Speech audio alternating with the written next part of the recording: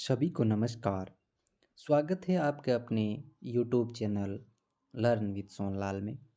जैसा कि दोस्तों आज आप देख रहे हैं, आज हम इस वीडियो के माध्यम से सफाई कर्मचारी भर्ती की विज्ञप्ति का अध्ययन करेंगे और देखने का प्रयास करेंगे कि इस विज्ञप्ति में महत्वपूर्ण बिंदु क्या है जो आपके लिए काम के हैं, जिनमें से आप मुख्य रूप से ये जानेंगे कि आवेदन कब से शुरू होने वाले हैं, आवेदन में संशोधन कब से लेकर कब तक होंगे, अगर आपने पहले फॉर्म भर दिया है तो उसके लिए आपके लिए क्या सूचना दे रखी है, और जो आपने अनुभव प्रमाण पत्र दिया है वो वैलिड है या नहीं, या फिर आपको वापस अपलोड करने की ज़रूरत है।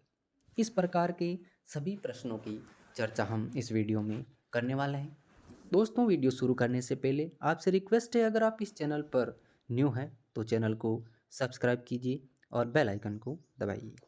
तो शुरू करते हैं। सबसे पहले यहीं से शुरुआत करते हैं।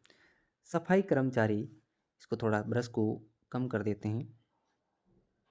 1 मिनट, सॉरी दोस्तों, आपको असुविधा के लिए खेद है।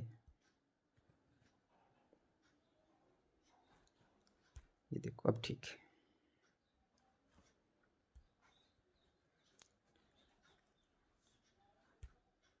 बिल्कुल, अब बात करते हैं।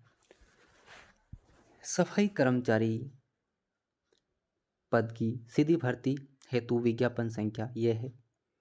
राजस्थान नगर पालिका सेवा नियम 2012 के अंतर्गत 186 निकायों के निकायवार विज्ञप्तियों की जो कुल पद हैं वो 24,797 है।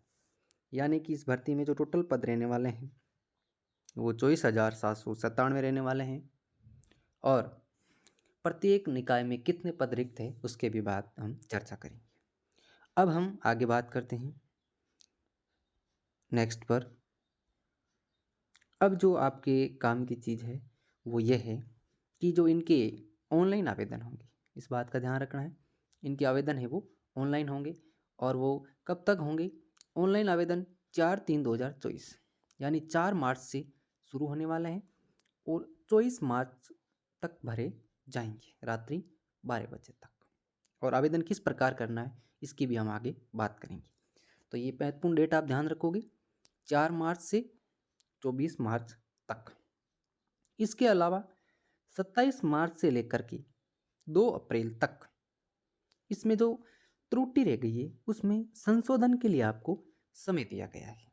अगर आप फॉर्म भरते हैं, आपके नाम, जाति, धर्म, लिंग, इस प्रकार में कहीं पर भी त्रुटि है तो उसको ठीक करने का जो मौका दिया जा रहा है वो आपको 27 मार्च से लेकर के 2 अप्रैल तक दिया जा रहा है। आगे बात करते हैं। अब हम बात करेंगे आवेदन की प्रक्रिया, यानी आवेदन किस प्रकार होगा।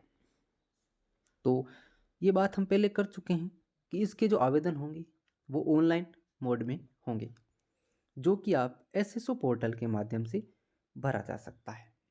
यानी फॉर्म भरने के लिए आपको एसएसओ पोर्टल पर जाना होगा। उस पर जो बाकी अन्य विज्ञप्तियों का फॉर्म भरते हो वैसे सेम टू सेम उस पर आपको मिल जाएगा। इसके लिए आपको महत्वपूर्ण बात यह है कि आपका 1 टाइम रजिस्ट्रेशन होना अनिवार्य है, जो कि सभी भर्तियों के लिए अनिवार्य मानते हैं। इसमें भी आपको वही बात है, ऑनलाइन आवेदन करने के लिए 1 टाइम रजिस्ट्रेशन होना जरूरी है। आगे बात करते हैं। 2 नंबर पॉइंट है, अभ्यर्थी द्वारा 1 टाइम रजिस्ट्रेशन की प्रक्रिया पूर्ण होने के पश्चात स्वयं के नाम, माता पिता के नाम, लिंग विवरण, जन्म का विवरण, आधार कार्ड, पैन कार्ड, सारे जो डॉक्यूमेंट है वो इसमें आप वापस संशोधन नहीं कर सकते। यानी कि आप ऐसा नहीं कर सकते कि फॉर्म में जो आपने नाम भरा है, जैसे मान लीजिए आधार कार्ड में आपके नाम भर दिया, फिर वापस आप उसमें संशोधन करवा रहे हो तो फिर आपकी दिक्कत हो जाएगी बाद में।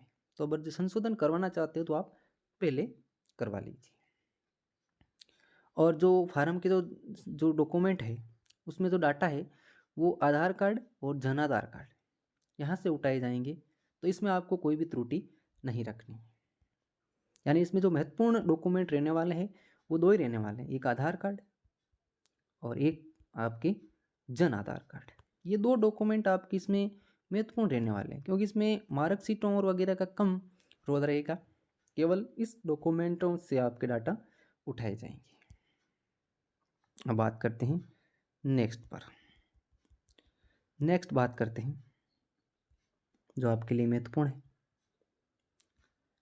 ये वाली बात बहुत ही महत्वपूर्ण बात रहने वाली है। 11 नंबर पॉइंट में क्या है, जिन अभ्यर्थियों द्वारा पूर्व में जारी विज्ञापन 01/2023 दिनांक 9/6/2023 के तहत अगर आपने आवेदन कर दिया है तो उसको पुनः आवेदन की आवश्यकता नहीं, यानी आपको वापस आवेदन नहीं करना है, यानी आपने जो आवेदन किया है वो भी वैलिड माना गया है। अब आगे बात करते हैं। सबसे महत्वपूर्ण बात इस पॉइंट में लिखी हुई है, आवेदक को ये ध्यान दें कि ऑनलाइन आवेदन के उपरांत उन्हें आवेदन पत्र क्रमांक यानी एप्लीकेशन आईडी नंबर आपको एसएमएस के माध्यम से या आवेदन जो ऑनलाइन भरते हो उसके माध्यम से प्राप्त होना जरूरी है। अगर आपके पास एप्लीकेशन आईडी नंबर नहीं होंगे तो वो फॉर्म आपकी सबमिट नहीं माना जाएगा, तो इस बात को आप ध्यान रखें। इसके अलावा ये पॉइंट, आवेदक से आवेदन में जनाधार कार्ड के माध्यम से अपना जनाधार कार्ड अपडेट रखें, यानी कि आपको जो जनाधार कार्ड है उसको अपडेट रखना है। आगे बात करते हैं। आगे बात है आवेदन शुल्क। कार्मिक विभाग के पत्र तो दे रखा है, ये पूरी डिटेल आपके काम की नहीं, केवल यहाँ से देख लीजिए।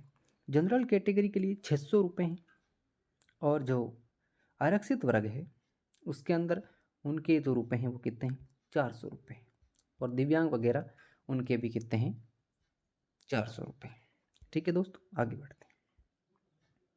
अब आपके पदों का विवरण है, तो मैं इसको धीरे धीरे से स्क्रॉल कर रहा हूँ, आप उसको अपने निकाय के अनुसार देख लीजिए और वीडियो को पॉज करके भी देख सकते हो।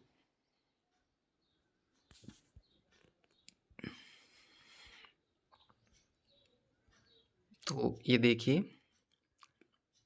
पूरे आपके 186 नगर निकाय है, उस पर जो टोटल पोस्ट हैं वो आप इसमें आराम से देख लीजिए। और भी कोई महत्वपूर्ण बात है जो हम आप आगे इस पूरी विज्ञप्ति में देख लेंगे, तो पूरे वीडियो में आप बने रहिए। और एक बार आपसे फिर रिक्वेस्ट है, अगर आप इस चैनल पर नए हैं तो चैनल को सब्सक्राइब कर दीजिए, क्योंकि इस चैनल के माध्यम से आपको अनेक प्रकार की भर्तियों के बारे में जानकारी के साथ साथ मैथमेटिक्स का कोर्स भी मिलने वाला है, जो कि पशु परीक्षर और अन्य भर्तियों के लिए महत्वपूर्ण रहने वाला है।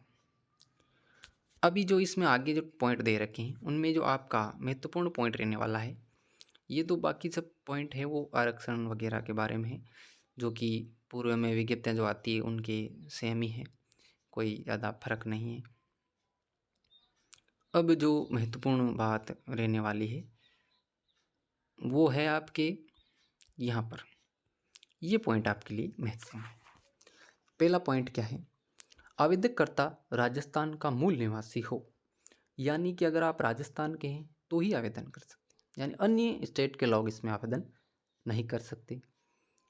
सफाई कर्मचारी सीधी भर्ती हेतु योग्यता अभ्यर्थी को राज्य के किसी नगरीय निकाय केंद्र अथवा राज्य के किसी भी विभाग, राज्य सरकार के आदेश द्वारा संस्थापित स्वायत्तशासी संस्था, अर्ध सरकारी संस्थान में संवेदकों, प्लेसमेंट एजेंसियों या निजी संस्थानों जैसे कि कॉलेजों, स्कूलों, हॉस्पिटलों, फैक्ट्रियों, यानी कि आप जो अनुभव प्रमाण पत्र है वो 1 साल का जो अनुभव प्रमाण पत्र है वो आप कहीं से भी प्राप्त कर सकते हो, जिसमें गवर्नमेंट्स के जो भी संस्थान हैं वहाँ से, या कोई प्राइवेट स्कूल, हॉस्पिटल, कॉलेज, इस प्रकार की कोई जगह हैं जो रजिस्टर्ड होनी ज़रूरी है।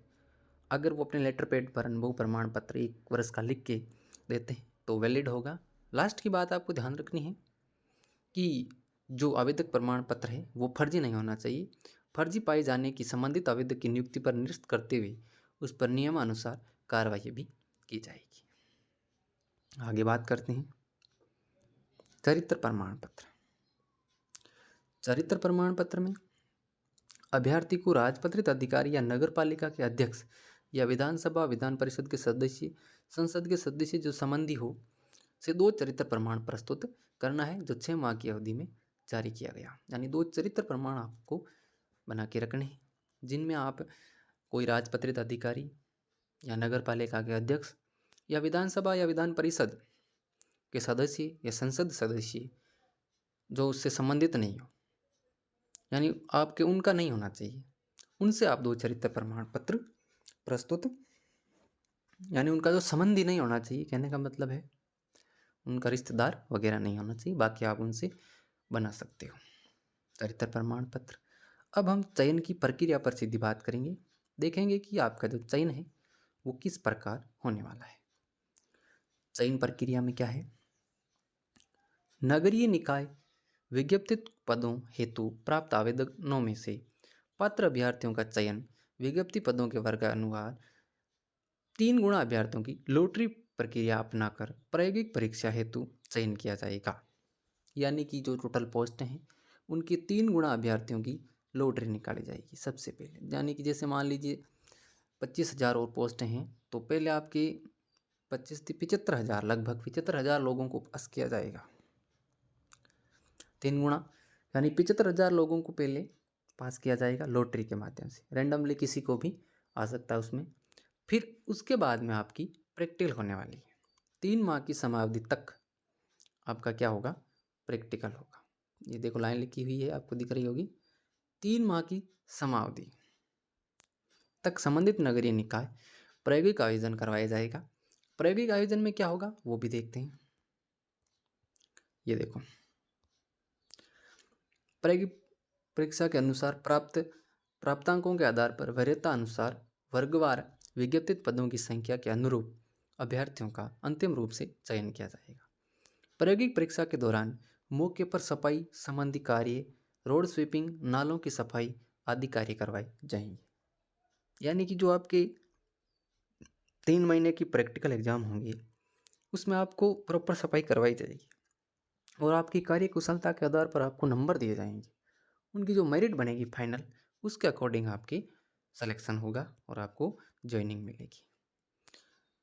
अब ये आपको लॉटरी हेतु जो दस्तावेजों की जरूरत पड़ेगी वो क्या क्या है, आयु संबंधी में जन्म प्रमाण पत्र होना जरूरी है, आवेदक के पास जन आधार कार्ड की 2 फोटोकॉपी होनी चाहिए, अनुभव प्रमाण पत्र की 2 फोटोकॉपी, मूल होना जरूरी है।